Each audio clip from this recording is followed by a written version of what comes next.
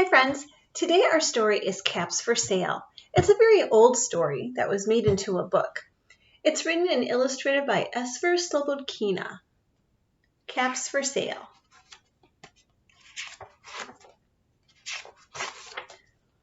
Once there was a peddler who sold caps, but he was not like an ordinary peddler carrying his wares on his back. He carried them on top of his head. So a peddler is someone that sells something. First he had his own checked cap, then a bunch of gray caps, then a bunch of brown caps, and then a bunch of blue caps, and on the very top, a bunch of red caps. That's a lot of caps to put on top of your head. He walked up the streets and down the streets, holding himself very straight so as to not upset his caps. As he went along, he called, "Caps, caps for sale, 50 cents a cap." One morning, he couldn't sell any caps. He walked up the street and he walked down the street calling, "Caps, caps for sale, 50 cents a cap." But nobody wanted any caps that morning. Nobody wanted even a red cap. He began to feel hungry, but he had no money for lunch. "I think I'll go for a walk in the country," said he, and he walked out of town, slowly, slowly, so as to not upset his caps. He walked for a long time until he came to a great big tree. "That's a nice place for a rest," thought he, and he sat down very slowly under the tree and leaned back little by little against the tree trunk so as to not disturb the caps on his head. But that was tricky.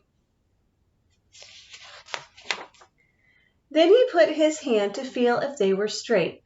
First, his own checked cap, then the gray caps, then the brown caps, then the blue caps, then the red caps on the very top. They were all there, so he went to sleep. He slept for a long time.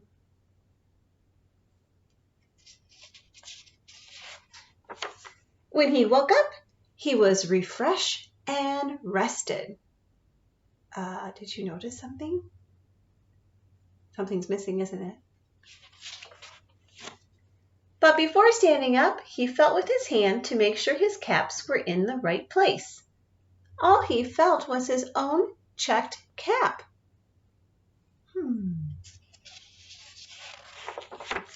He looked to the right of him. No caps. He looked to the left of him. No caps. He looked in back of him. No caps. He looked behind the tree.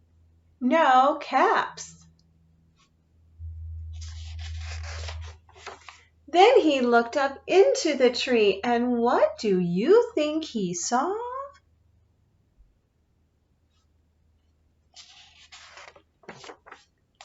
On every branch sat a monkey, and on every monkey was a gray or a brown or a blue or a red cap. They took the caps. The peddler looked at the monkeys. The monkeys looked at the peddler. He didn't know what to do. Finally, he spoke to them.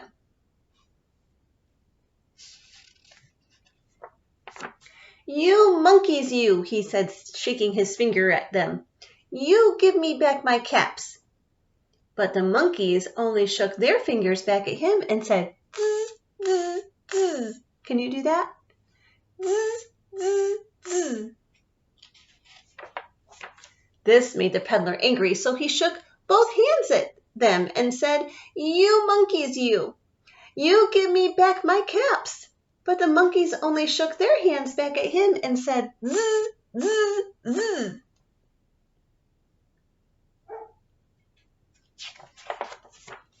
Now he felt quite angry. He stamped his foot and he said, "You monkeys, you better give me back my caps."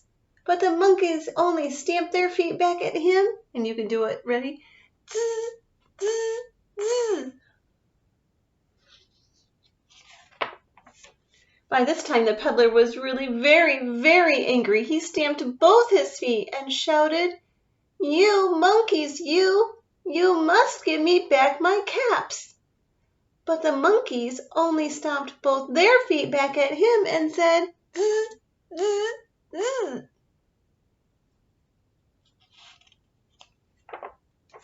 At last, he became so angry that he pulled off his own cap and he threw it to the ground, and he began to walk away.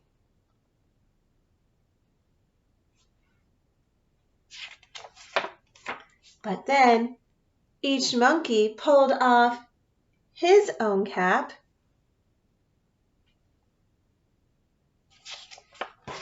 and all the gray caps and all the brown caps and all the blue caps and all the red caps came flying out of the tree. Remember, the monkeys were doing everything the peddler was doing. So the peddler picked up his caps and put them back on his head. First his own checked cap, then the gray caps, then the brown caps, then the blue caps, and the red caps on the very top.